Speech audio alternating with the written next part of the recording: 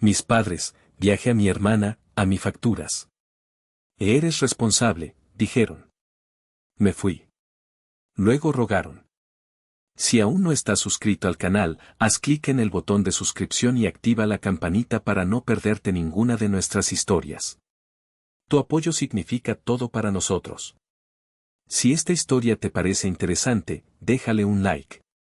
También me encantaría saber de qué ciudad eres, déjanos el nombre de tu ciudad en los comentarios. Ahora, empecemos con la historia.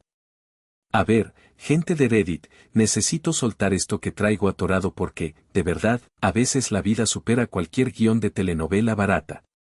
Siempre, desde que tengo uso de razón, fui el responsable en mi casa. El que sacaba buenas calificaciones sin que nadie se lo pidiera, el que aprendió a arreglar el boiler desde los 14 porque alguien tenía que hacerlo. El que mediaba en las discusiones silenciosas de mis padres con una madurez que no me correspondía. Mateo para arriba, Mateo para abajo. Y luego estaba Laura, mi hermana, 5 años menor, la princesa, la alegría de la casa, la que con una sonrisa o una lagrimita de cocodrilo conseguía el mundo entero. Recuerdo clarito, como si hubiera sido ayer, una vez que tenía como 15 años. Estaba en la final estatal de la Olimpiada de Matemáticas, algo que para mí era el equivalente a las finales de la Champions. Mis padres apenas si me dieron un échale ganas, mi hijo por teléfono. ¿La razón? Laura, con sus 10 añitos, participaba en el festival de primavera de su escuela disfrazada de Florecita. Hubo que comprarle un disfraz carísimo, llevarla a ensayos interminables, y el día del evento, mis padres estaban en primera fila, con la cámara de video y los ojos brillantes.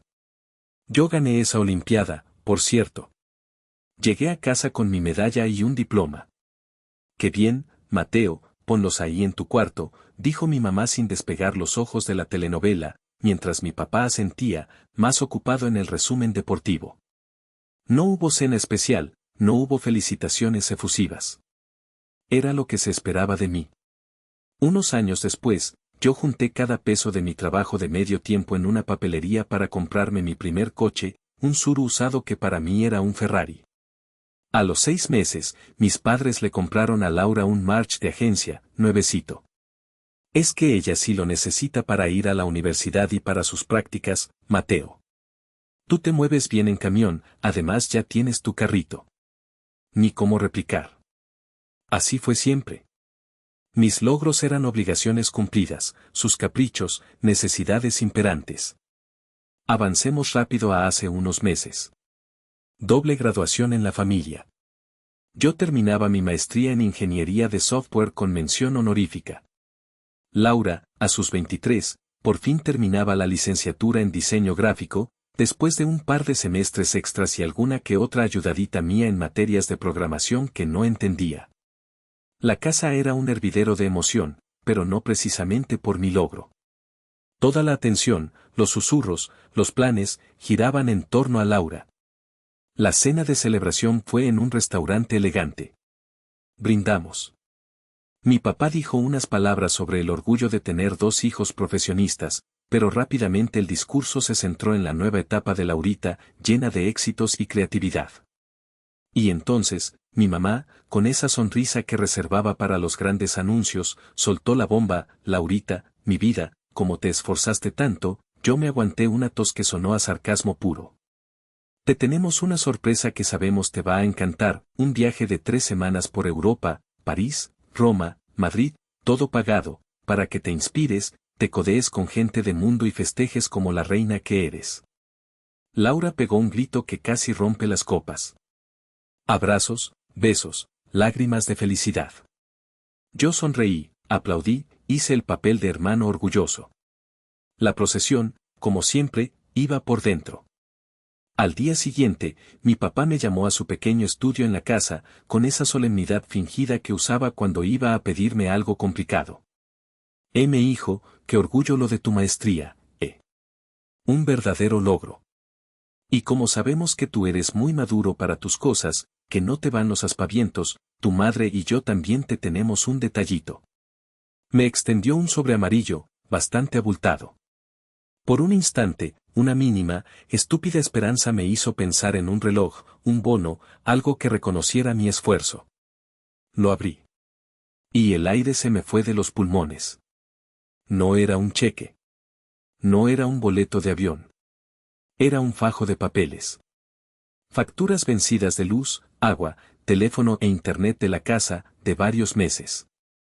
Estados de cuenta de Liverpool y Palacio de Hierro, con saldos altísimos por compras recientes de ropa, maquillaje de marca y una tablet nueva que, según mi madre, Laura necesitaba para el viaje. Y, como cereza del pastel, el aviso de cobro de una financiera llamada Crediapoyo Express, con intereses de usura, por un préstamo personal que mi padre había solicitado hacía apenas un mes. El concepto del préstamo, según el papelito, era mejoras urgentes en la casa que no hemos podido realizar. Mi madre entró en ese momento, sonriendo como si me estuviera dando las llaves del paraíso. Es tu contribución ahora que ganas tan bien con tu nuevo puesto, Mateo. Además, tu hermana se va de viaje, hay que apoyarla para que se vaya tranquila, sin que nosotros estemos preocupados por estas pequeñeces. Siempre has sido tan bueno, tan responsable. Los miré. A mi padre, con su sonrisa culpable. A mi madre, con su expresión de dulce autosatisfacción. Y por primera vez en mucho tiempo, en lugar del nudo en el estómago, sentí una calma gélida, una claridad brutal. Saqué una pequeña libreta y un bolígrafo de mi mochila. Entendido, dije, con una voz que apenas reconocí como mía. Permítanme anotar las cifras exactas para no errar en mi presupuesto. Sería una lástima que, por mi irresponsabilidad, Laurita tuviera un viaje lleno de preocupaciones financieras indirectas. La cara de mis padres fue un poema. La sonrisa de mi padre titubeó y luego se desvaneció por completo.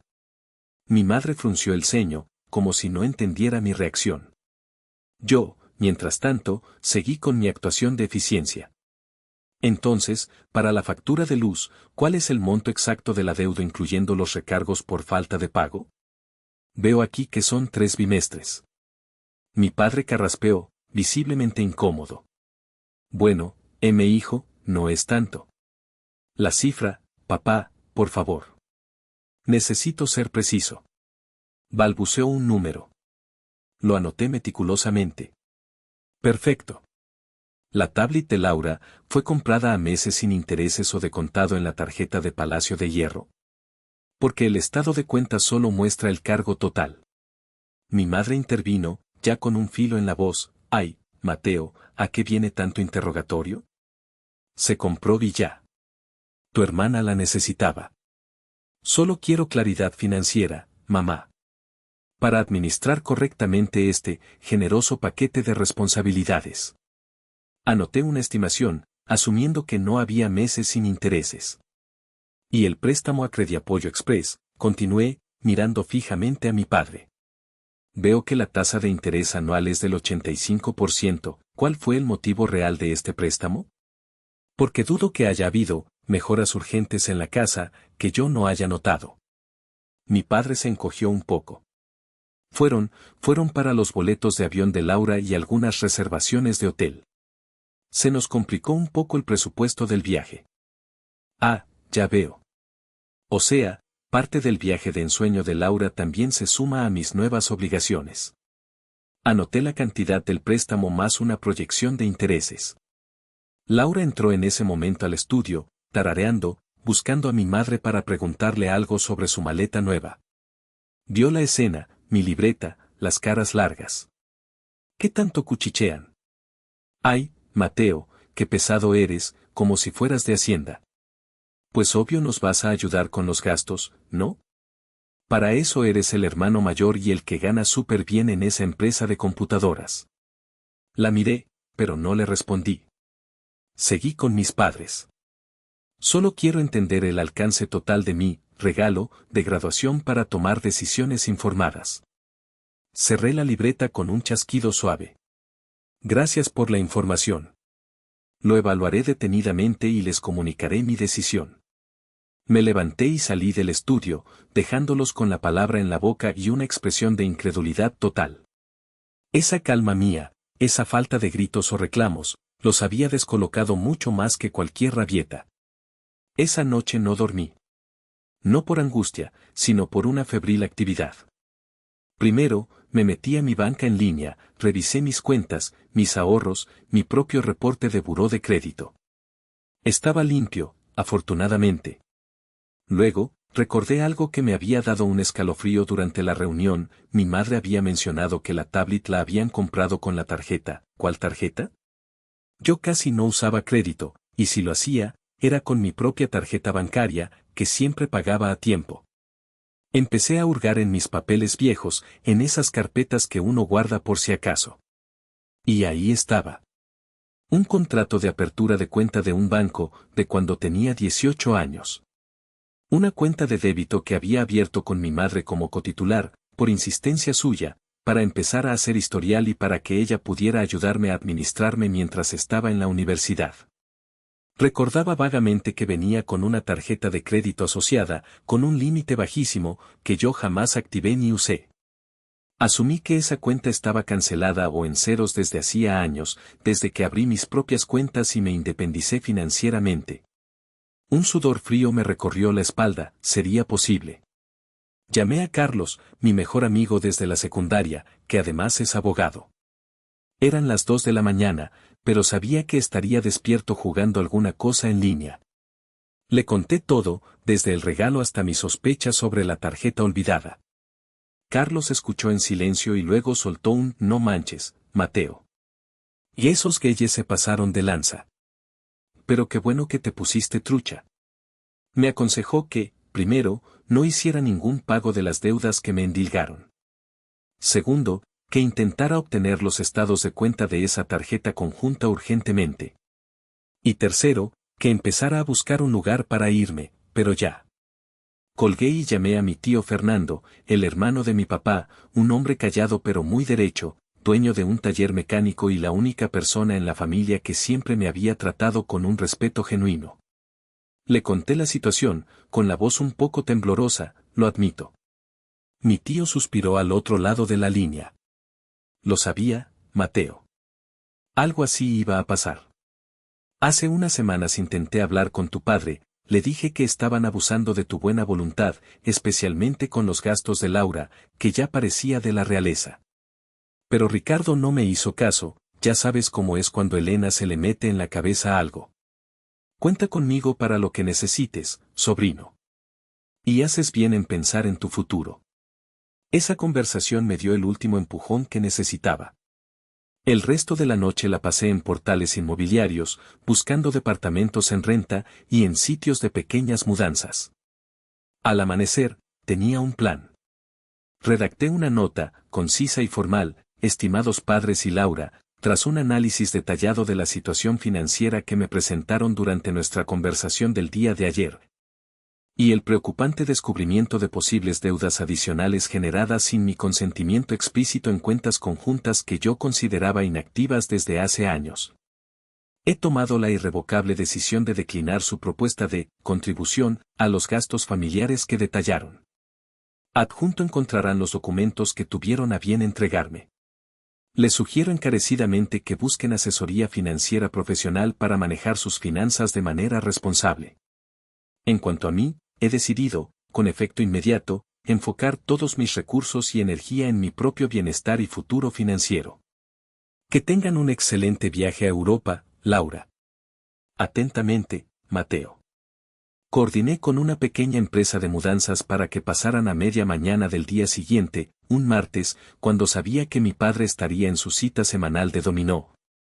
Mi madre en el supermercado y Laura en alguna de sus múltiples clases de preparación para el viaje. Cuando llegaron, cargamos mis cosas esenciales, mi computadora de escritorio, mis libros técnicos, mi ropa y algunos objetos personales de valor sentimental. Dejé la nota, junto con el fajo de facturas y el pagaré, sobre la pulcra y ordenada mesa del comedor. Mientras cerraba la puerta del apartamento, por última vez, no sentí tristeza, ni siquiera rabia. Solo una inmensa, abrumadora sensación de ligereza. Los primeros días en el pequeño cuarto de huéspedes del departamento de Carlos fueron extraños. Por un lado, el alivio era casi palpable, como si me hubieran quitado un yunque de encima. No más discusiones veladas sobre dinero en la cena, no más indirectas de mi madre sobre los gastos de Laura, no más esa sensación constante de ser el cajero automático familiar. Por otro lado, el silencio era abrumador. Estaba acostumbrado al ruido constante de mi casa, la televisión siempre encendida, Laura hablando por teléfono durante horas, mi madre dando órdenes. Aquí, solo se oía el teclear de Carlos cuando trabajaba en sus casos o el zumbido de la consola cuando jugaba. Una tarde, mientras intentaba prepararme algo de comer, descubrí que mis habilidades culinarias eran prácticamente nulas más allá de un sándwich o unos huevos revueltos. Me encontré tarareando una vieja canción de Emmanuel que a mi madre le encantaba. Una punzada de culpa, irracional pero presente, me atravesó. ¿Había hecho bien? ¿No había sido demasiado duro? Carlos entró en la cocina en ese momento, cegaramente atraído por el olor a quemado de mis tortillas. Vio mi cara. Ni se te ocurra flaquear, carnal, me dijo, adivinando mis pensamientos. O ya se te olvidó la que te querían aplicar. Tú tranquilo, enfócate en buscar tu propio cantón. Tenía razón. Esos momentos de duda eran los fantasmas del condicionamiento de años, y tenía que espantarlos. La primera semana transcurrió en un silencio sepulcral por parte de mi familia. Ni una llamada, ni un mensaje. Nada. Supuse que estarían demasiado ocupados con los preparativos del viaje de Laura, o quizás procesando mi traición. Fue mi tía Gloria, la hermana de mi madre y autoproclamada matriarca moral de la familia, quien rompió el hielo, o más bien, lo incendió. Mateo Alejandro Pérez López, gritó en cuanto contesté el teléfono, usando mi nombre completo como solía hacer mi abuela cuando estaba furiosa. Y eres la vergüenza de esta familia, un malagradecido, un egoísta, ¿cómo te atreves a abandonar a tus padres de esa manera? Tu madre está enferma de la preocupación, con la presión por los cielos, y tu hermana. Pobre criatura, con la ilusión de su viaje y tú sales con estas bajezas. Intenté explicarle, con la mayor calma que pude reunir, que había tomado una decisión para proteger mi futuro, que no los había abandonado, simplemente había puesto límites. No sirvió de nada. Límites, que límites ni que nada, espetó. Tu obligación es ver por tus padres, en mis tiempos, los hijos nos sacrificábamos por la familia sin chistar, ya veremos cuando estés viejo y solo quién te va a echar una mano. Le dije, tía, lamento que veas las cosas así. Tomé una decisión informada. Si mi mamá está enferma, espero sinceramente que reciba la atención médica adecuada. No tengo nada más que discutir contigo sobre este tema. Y colgué antes de que pudiera seguir con su letanía. Sabía que tía Gloria sería la primera en esparcir su versión de los hechos por toda la parentela. Afortunadamente, no todas las interacciones fueron así. Unos días después, mientras buscaba departamento, conocí a Valeria. Ella trabajaba en el área de marketing de mi misma empresa, pero en otro edificio. Coincidimos en un café cercano a la oficina. Empezamos a platicar de trabajo, luego de otras cosas. Le conté, con cierta reserva al principio, mi situación familiar. Ella me escuchó con una atención y una empatía que me sorprendieron. No me juzgó, no me dio soluciones fáciles. Solo me dijo, suena increíblemente difícil, Mateo. Pero a veces, poner límites es el acto de amor propio más grande que uno puede hacer. Valeria era independiente, inteligente, y tenía una relación sana, aunque no exenta de los problemas normales, con su propia familia. Su perspectiva fue como un bálsamo. Empezamos a salir. Ella me ayudó a buscar departamento, me dio ideas para amueblarlo con poco presupuesto, y su compañía se volvió fundamental. Fue Valeria quien, después de que le conté mis sospechas sobre la tarjeta de crédito conjunta olvidada, me insistió con más fuerza, Mateo, eso es abuso de confianza. O hasta podría ser fraude si usaron tu nombre sin tu consentimiento para gastos actuales. Tienes que ir con un abogado, pero ya. No es solo el dinero, es tu nombre, tu historial crediticio, tu tranquilidad. Me recomendó al licenciado Ramírez, un amigo de su familia, especialista en temas financieros y civiles. Mientras tanto, las noticias de mi fuga llegaban por otros lados. Mi tío Fernando me llamó un par de veces, solo para saber cómo estaba y para contarme, con su habitual discreción, algunas cosas. Sobrino, tu mamá anda diciendo a toda la familia que te robaste dinero de la casa y que los dejaste en la calle con deudas que tú mismo hiciste.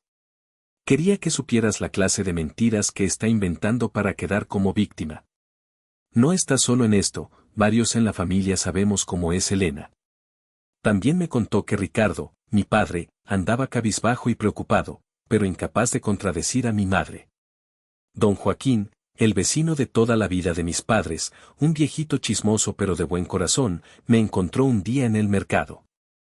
¿Qué húbole, Mateo? Se te ve mejor, más relajado.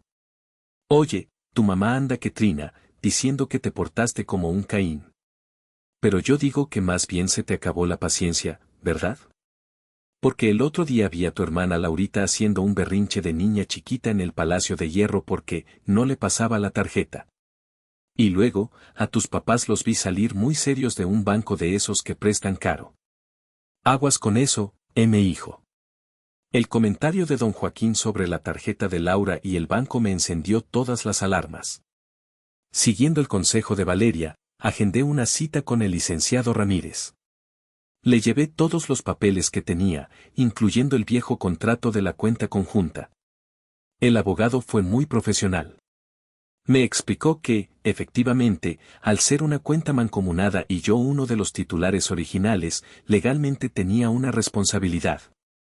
Pero que si se demostraba que los gastos recientes se hicieron sin mi consentimiento y para beneficio exclusivo de terceros, Laura y mis padres, se podría configurar un abuso de confianza. El primer paso, me dijo, era enviar una carta formal al banco solicitando el bloqueo preventivo de la cuenta y todos los estados de cuenta detallados de los últimos años. Manifestando mi desconocimiento de los cargos recientes y solicitando una investigación. Así lo hicimos. Mientras esperaba la respuesta del banco, encontré un pequeño departamento en la colonia Narvarte. Era sencillo, pero luminoso y, sobre todo, mío. Carlos y Valeria me ayudaron con la mudanza. Pintamos las paredes, armamos los pocos muebles que compré de segunda mano. Por primera vez en mucho tiempo, sentí que estaba construyendo algo propio, para mí. La sensación de paz era indescriptible, aunque a veces, en la noche, los viejos fantasmas de la culpa intentaban susurrarme al oído. Pasaron varias semanas, casi 2 meses. El banco finalmente respondió a la solicitud del licenciado Ramírez, enviando un legajo impresionante de estados de cuenta de la tarjeta de crédito conjunta que yo creía muerta y enterrada. La mayoría de los movimientos eran antiguos y pequeños, claramente de mi madre, cosas del supermercado o pagos de servicios de cuando yo aún vivía con ellos y ella usaba esa cuenta como caja chica. Pero en los últimos 3 meses, coincidiendo con los preparativos del viaje de ensueño de Laura, la actividad se había disparado de forma alarmante. Había cargos de tiendas de ropa de marca que yo ni conocía, reservaciones de hoteles en Europa mucho más lujosos de lo que uno esperaría para un viaje de inspiración de una recién graduada. Compras en línea de artículos electrónicos y varios retiros de efectivo en cajeros automáticos de la Ciudad de México, seguramente hechos por mi madre o mi padre para tener liquidez para los gastos de Laura. El saldo deudor era insultante, una cifra que me tomaría años pagar si fuera mi responsabilidad. El licenciado Ramírez me aseguró que con esto ya teníamos elementos para argumentar un uso indebido y un claro abuso de confianza, ya que yo no había autorizado ni me había beneficiado de ninguno de esos gastos recientes. Mientras tanto, mi vida seguía su curso. En el trabajo me asignaron un proyecto importante, lo que me mantenía ocupado y motivado. Mi relación con Valeria se afianzaba, su inteligencia, su apoyo y su visión clara de las cosas eran un ancla fundamental. Había bloqueado a mi tía Gloria y a otros parientes mensajeros del caos en todas mis redes y en el teléfono. La paz que eso me trajo era invaluable. Y entonces, empezaron las llamadas. La primera fue de mi madre, un sábado por la mañana. Su tono era meloso, casi empalagoso. Hijito lindo, ¿cómo estás, mi amor? Te extrañamos tanto por acá. La casa se siente tan vacía sin ti. Laurita pregunta mucho por ti, dice que extraña a su hermanote. Una mentira del tamaño de una catedral, Laura probablemente ni se acordaba de mi existencia mientras elegía qué modelito ponerse para su siguiente foto de Instagram. ¿No quieres darte una vuelta el domingo? Hago tu mole favorito, ese que tanto te gusta.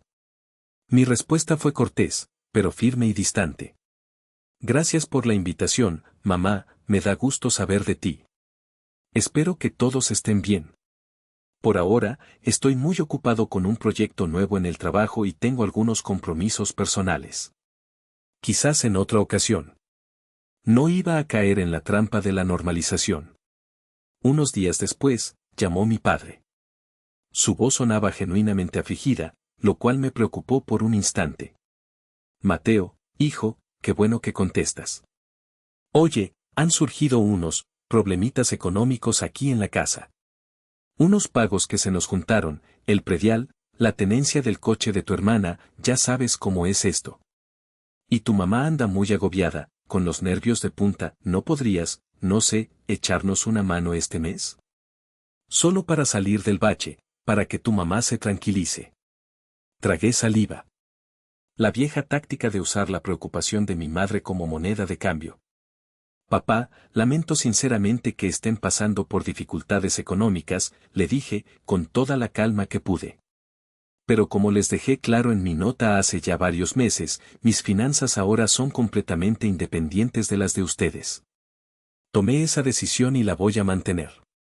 Espero que puedan resolver sus problemas. Hubo un silencio tenso al otro lado, y luego un suspiro resignado. Está bien, hijo. Entiendo. Pero yo sabía que no entendía nada, o no quería entender. La tercera llamada, la que realmente desató el infierno, llegó una noche entre semana, cerca de las 10. Era mi madre de nuevo, pero esta vez su voz no era dulce ni afligida. Era un chillido agudo, cargado de pánico y acusación. Mateo Alejandro, tienes que venir inmediatamente a la casa, es por esa maldita tarjeta de crédito que dejaste olvidada y nunca cancelaste, resulta que Laura la usó en su viaje pensando que tenía fondos suficientes. Porque tu padre le dijo que era una extensión de la de él, y ahora el banco nos está volviendo locos, llaman a todas horas, amenazan con el buró de crédito, con abogados. Y dicen que el único responsable eres tú porque la cuenta original está a tu nombre, es tu culpa, Mateo. Por ser tan descuidado, vas a arruinar el historial crediticio de toda la familia. Ahí estaba. La verdad completa, o al menos su versión distorsionada. Intentaba, una vez más, voltear la tortilla y hacerme sentir culpable. Pero yo ya no era el mismo Mateo de antes. Mamá, respondí, y mi voz sonó tan fría como el hielo, sorprendiéndome incluso a mí mismo. Esa cuenta era conjunta, y ustedes dos sabían perfectamente de su existencia y de su límite. Los gastos exorbitantes que hicieron en los últimos meses, principalmente para el viaje de Laura, no fueron autorizados por mí de ninguna manera. De hecho, mi abogado y yo ya hemos solicitado formalmente al banco el bloqueo de esa cuenta y todos los estados de cuenta detallados, y estamos preparando una disputa formal por los cargos indebidos. Hubo un jadeo ahogado al otro lado de la línea.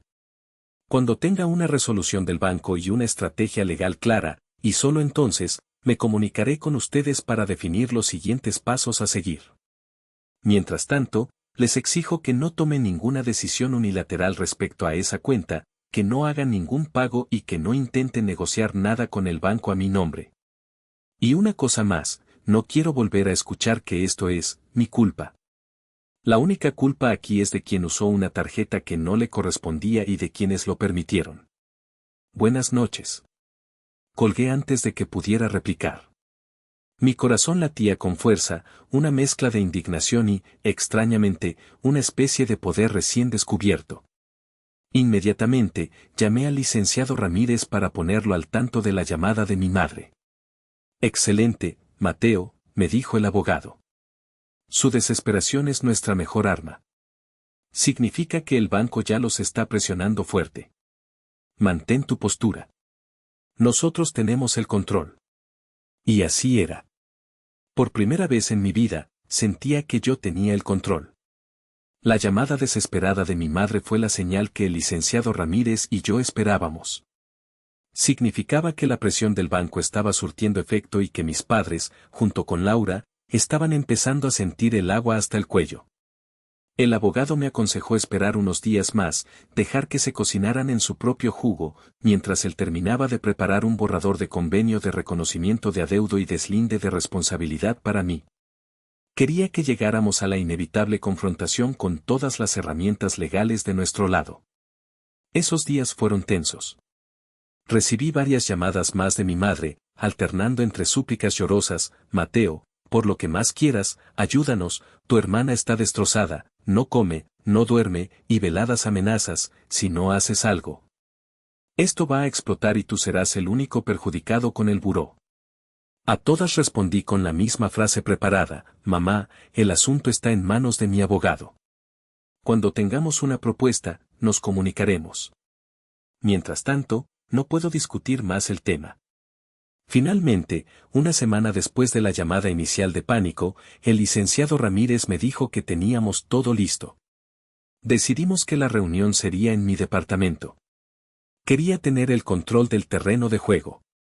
Le comuniqué a mi padre, por mensaje de texto, que los esperaba el sábado a las 11 de la mañana en mi casa para discutir la situación de la tarjeta y encontrar una solución. Le indiqué, de manera muy clara, que Laura debía estar presente, y que también asistirían mi abogado, o un representante, y mi tío Fernando, como mediador y testigo. El sábado llegó. A las 11 en punto sonó el timbre. Abrí la puerta. Ahí estaban, mi padre, con la cara demacrada y los hombros caídos, mi madre, con los ojos hinchados de tanto llorar o fingir, y una expresión de mártir, y Laura, con un rastro de desafío adolescente en la mirada, aunque también se le notaba asustada. Detrás de ellos, mi tío Fernando, con su semblante serio y observador, y Carlos, mi amigo, quien además de ser mi apoyo moral, había venido en representación del licenciado Ramírez, quien tuvo un imprevisto de última hora. Carlos, con su portafolio de abogado, le daba un aire aún más formal y tenso a la reunión. Los invité a pasar a la pequeña sala de mi departamento. Se sentaron incómodamente en el sofá que apenas había terminado de pagar. Yo me senté en una silla individual, frente a ellos, con Carlos a mi lado y mi tío Fernando un poco más apartado, pero atento a todo. Sobre la mesita de centro, había colocado una carpeta con copias de los estados de cuenta de la infame tarjeta y el borrador del convenio que el licenciado Ramírez había preparado. Buenos días, comencé, con una voz tranquila pero firme que resonó en el silencio. Gracias por venir. Entiendo que estamos aquí para buscar una solución al problema de la tarjeta de crédito emitida por Banorte, cuenta número tal, que está a mi nombre como titular principal y de mi madre como cotitular, y cuyos cargos recientes ascienden a la cantidad de, dije la cifra exacta, que era obscenamente alta, más los intereses y comisiones que se sigan generando. Mi madre intentó interrumpir, con un sollozo. Ay, Mateo, es que fue un error, una confusión. Permíteme terminar, mamá, la corté, sin levantar la voz pero con autoridad. He revisado detalladamente los estados de cuenta.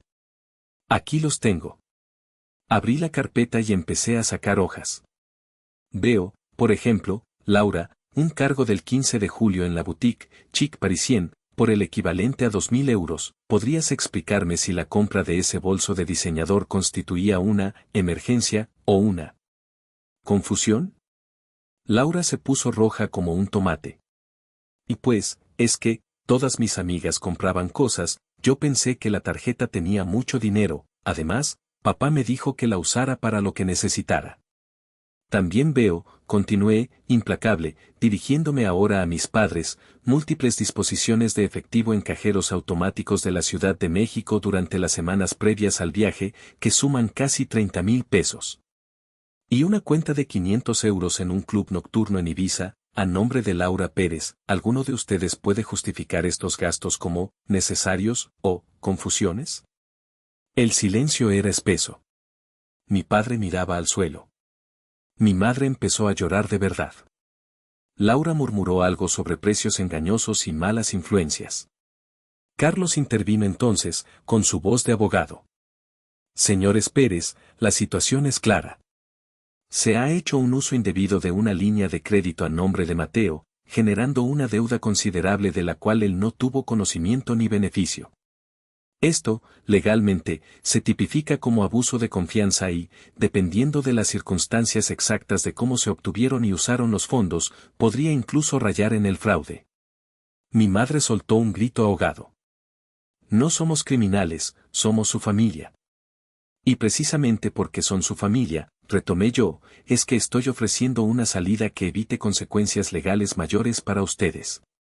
Pero esta salida tiene condiciones muy claras, y no son negociables. Tomé el borrador del convenio. Primero, van a firmar este convenio, aquí y ahora, donde ustedes, Ricardo Pérez y Elena López, como padres y cotitular de la cuenta, y tú, Laura Pérez, como beneficiaria directa y usuaria de los gastos. Reconocen la totalidad de la deuda generada en esta tarjeta de crédito, y me deslindan a mí, Mateo Pérez, de cualquier responsabilidad presente o futura sobre la misma. Asimismo, en este documento se harán responsables solidarios de todas las otras deudas que me presentaron como mi regalo de graduación hace unos meses. Segundo, quiero ver, antes de que se levanten de esta mesa, un plan detallado y realista de cómo van a liquidar esta deuda con el banco. Eso incluye, Laura, que consigas un trabajo de inmediato, si es que no lo tienes ya, y destines el 100% de tu sueldo a pagar lo que tú te gastaste. Ustedes, padres, tendrán que vender los activos que sean necesarios. El coche March que usa Laura me parece un excelente punto de partida. Tercero, con la ayuda de Carlos, revisaremos y cancelaremos inmediatamente cualquier otra cuenta bancaria, tarjeta de crédito o producto financiero que nos vincule, a menos que yo, de ahora en adelante, lo autorice explícitamente por escrito y ante notario público. Cuarto, quiero una disculpa. Una disculpa genuina y sincera de los tres, aquí y ahora, frente a mi tío Fernando y mi amigo Carlos. Y quiero que, en los próximos días, se disculpen personalmente con aquellos miembros de la familia a quienes les mintieron sobre mi supuesta traición y abandono. Quinto, Laura, no quiero tener ningún tipo de contacto contigo, ni directo ni indirecto, hasta que hayas liquidado al menos el 50% de la deuda que generaste con tus gastos personales y hasta que demuestres, con hechos y no con palabras, un cambio real de actitud. Eso incluye, y te lo digo como una sugerencia fuerte, que busques ayuda profesional para tu evidente compulsión por gastar y tu falta de responsabilidad financiera. Y sexto, para ustedes, papá y mamá, empezarán terapia familiar la próxima semana con un terapeuta recomendado por mi tío Fernando o por el licenciado Ramírez. Quiero ver el comprobante de la primera cita y un reporte mensual de asistencia. Necesitan entender cómo llegaron a este punto y cómo sus acciones me han afectado. Si cumplen con todos y cada uno de estos puntos, consideraré este desagradable asunto cerrado. Si no lo hacen, o si intentan alguna otra maniobra a mis espaldas, Carlos tiene instrucciones precisas del licenciado Ramírez de proceder con todas las acciones legales disponibles por fraude, abuso de confianza y daño moral. Terminé de hablar. El silencio en la sala era tan denso que se podía cortar con un cuchillo. Mi madre me miraba con una mezcla de odio y miedo. Mi padre no levantaba la vista. Laura sollozaba en silencio, esta vez sin el componente teatral. Mi tío Fernando asintió lentamente, con aprobación. Carlos mantenía una expresión profesional e impasible. Pasaron varios minutos. Finalmente, mi padre levantó la cabeza. Sus ojos estaban rojos. Está bien, Mateo, dijo con voz apenas audible. Aceptamos tus condiciones. La firma del convenio fue un acto sombrío y cargado de tensión. Mi madre apenas podía sostener el bolígrafo por el temblor de sus manos. Laura firmó con la mirada perdida, como si estuviera en trance. Mi padre lo hizo con la resignación de un condenado. Carlos y mi tío Fernando fungieron como testigos, sus firmas añadiendo un peso ineludible al documento. Las disculpas que siguieron fueron torpes, entre dientes, más producto de la obligación que de un arrepentimiento genuino en ese momento, pero se pronunciaron. La de Laura fue un susurro casi inaudible, perdón, Mateo, por los gastos. La de mi madre, un tenso, lamentamos los problemas que te causamos, hijo. La de mi padre, un simple, lo siento mucho, Mateo. No era lo ideal, pero era un comienzo, o al menos, el reconocimiento formal de su responsabilidad. En las semanas y meses que siguieron, el cumplimiento de las condiciones fue un proceso arduo y, para ellos, profundamente humillante. El March de Laura se puso en venta casi de inmediato. El dinero obtenido apenas cubrió una pequeña parte de la deuda de la tarjeta, pero fue un primer paso. Elena, mi madre, tuvo que desprenderse de varias de sus alhajas de valor sentimental y de algunos muebles que consideraba antigüedades finas para reunir fondos. Laura, después de varias semanas de quejas y lamentos, consiguió un trabajo de medio tiempo en una tienda de ropa en un centro comercial. Odiaba cada minuto, pero la presión de la deuda y, quizás, una mínima chispa de vergüenza, la mantenían yendo. Empezó a abonar pequeñas cantidades a la tarjeta, directamente desde su sueldo.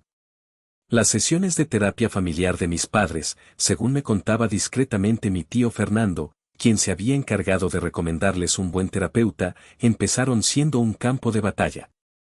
Acusaciones mutuas, culpas, justificaciones. Mi madre culpando a mi padre por su debilidad y por no proveer lo suficiente, mi padre reprochándole a mi madre su obsesión por las apariencias y por malcriar a Laura. Pero, sorprendentemente, siguieron asistiendo. Quizás la amenaza implícita de mis condiciones, o el miedo a perderme por completo, los mantenía en ese camino. La disculpa a la familia extensa fue otro trago amargo para ellos, especialmente para mi madre. Tuvieron que llamar o visitar a varios tíos y primos, aquellos a los que les habían contado la versión de mi abandono y robo, para aclarar la verdad. Fue mi tío Fernando quien se encargó de que esto se hiciera correctamente. Algunos familiares, al conocer la historia completa, me llamaron para ofrecerme su apoyo tardío y disculparse por haber creído la versión inicial. Mi tía Gloria, por supuesto, se mantuvo en sus 13, aunque sus ataques cesaron. Simplemente optó por un silencio hostil, lo cual para mí ya era una ganancia. Mientras tanto, mi vida seguía adelante, floreciendo de maneras que no había imaginado. Mi relación con Valeria se consolidó. Su apoyo incondicional, su inteligencia y su alegría de vivir eran un bálsamo para las viejas heridas. Empezamos a hacer planes juntos, un pequeño viaje de fin de semana a la playa, ahorrar para la entrada de un departamento más grande, quizás en unos años. En el trabajo, mi proyecto fue un éxito y recibí un reconocimiento y una bonificación que invertí sabiamente. La carga financiera y emocional que había soportado durante años había desaparecido. Me sentía más ligero, más libre. Había aprendido, a la mala, el valor de los límites, de la autopreservación y de que la palabra familia no es un cheque en blanco para el abuso o la explotación. Pasó poco más de un año. Las cosas con mis padres se habían enfriado hasta un punto de cordialidad distante. Hablábamos por teléfono de vez en cuando, conversaciones cortas, centradas en temas triviales. Sabía, por mi tío, que seguían en terapia y que estaban haciendo un esfuerzo real por pagar las deudas. Laura, según los reportes, había cambiado un poco, el trabajo y la responsabilidad forzada le habían dado un baño de realidad, aunque seguía siendo, en esencia, Laura. Había cumplido con una parte considerable de su deuda personal. Un día, en mi cumpleaños, recibí una llamada. Era mi padre. Mateo, hijo, feliz cumpleaños. Tu madre y yo queríamos, bueno, nos preguntábamos si te gustaría venir a cenar a la casa el próximo sábado. Algo sencillo. Laura también va a estar. Dice que quiere hablar contigo, disculparse bien, en persona. Colgué el teléfono con una mezcla de emociones. Sorpresa, cautela, y una pequeña, muy pequeña, llama de curiosidad. Reddit, ha pasado mucho tiempo desde que esta pesadilla comenzó, y más aún desde que terminó la parte más cruenta. ¿Fui a esa cena? Sí, fui. Fue extraña. Incómoda al principio, luego sorprendentemente civilizada. Laura, efectivamente, se disculpó. Sus palabras fueron torpes, ensayadas quizás, pero por primera vez en su vida, sentí una pizca de sinceridad en su mirada. Dijo que entendía el daño que había causado, que estaba aprendiendo a valorar el dinero y el esfuerzo. Mis padres estaban más callados, más observadores. La terapia, al parecer, les estaba ayudando a deconstruir años de dinámicas tóxicas. No somos la familia de anuncio de televisión, ni remotamente. Nunca lo seremos. Pero hay un atisbo de algo nuevo, una relación diferente, construida sobre las cenizas de la anterior. Una relación con límites muy claros, donde mi rol ya no es el de salvador ni el de proveedor incondicional. Es, simplemente, el de un hijo adulto que ha aprendido a valorarse. Lo más importante que saqué de todo esto, amigos de Reddit, es que la verdadera responsabilidad no es cargar con los errores, las deudas o las expectativas insanas de otros, ni siquiera de tu propia familia. La verdadera responsabilidad es ser dueño de tu propia vida, de tu felicidad, de tu paz mental y de tu futuro financiero. A veces, la decisión más inteligente, y en el fondo la más amorosa, hacia ti mismo, primero que nada, es decir basta, cortar por lo sano y empezar a construir tus propios cimientos, lejos de la toxicidad, aunque duela. Si están en una situación remotamente similar, busquen apoyo, no tengan miedo de asesorarse legalmente si es necesario, y recuerden siempre que tienen el derecho inalienable a una vida donde se les valore, se les respete y no se les utilice. Fue un camino increíblemente difícil, lleno de momentos amargos, pero hoy, créanme, respiro un aire mucho más limpio, mucho más puro. Y eso, queridos lectores, no tiene precio. ¿Qué harían ustedes en mi lugar después de esa invitación a cenar? ¿Creen que hay esperanza real para una reconciliación total y sana con una familia que te ha fallado tanto? Los leo.